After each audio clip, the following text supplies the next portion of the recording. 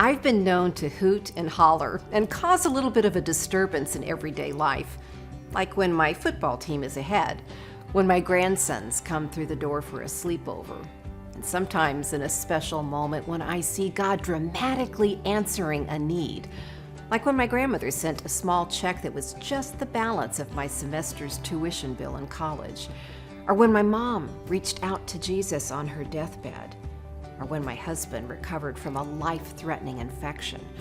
I remember literally hooting and hollering. Sometimes I've questioned the appropriateness of my behavior, okay.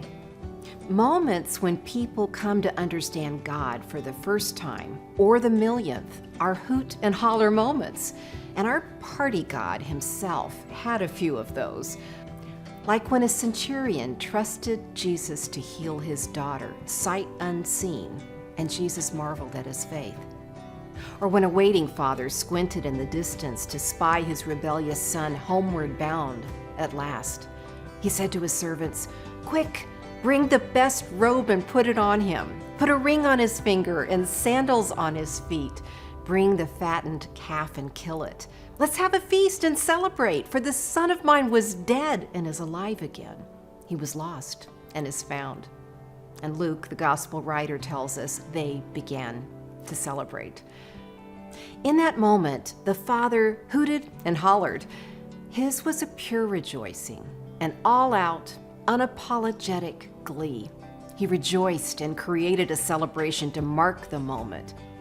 Two other stories come just before this one, which we title The Prodigal Son in Luke 15. One is about a lost and found sheep. One is about a lost and found coin. Both express the rejoicing that comes when something lost is found, hooting and hollering. These days, I kind of think my God smiles at this hoot and holler part of me because maybe it actually mirrors a part of him. That part that celebrates all who return to the love that he created us to enjoy in a relationship with himself through Jesus. Yeah, I'm pretty sure that our party God is a hoot and holler God who lets out shouts of joy when the blind can see and the lame are healed and the lost are found.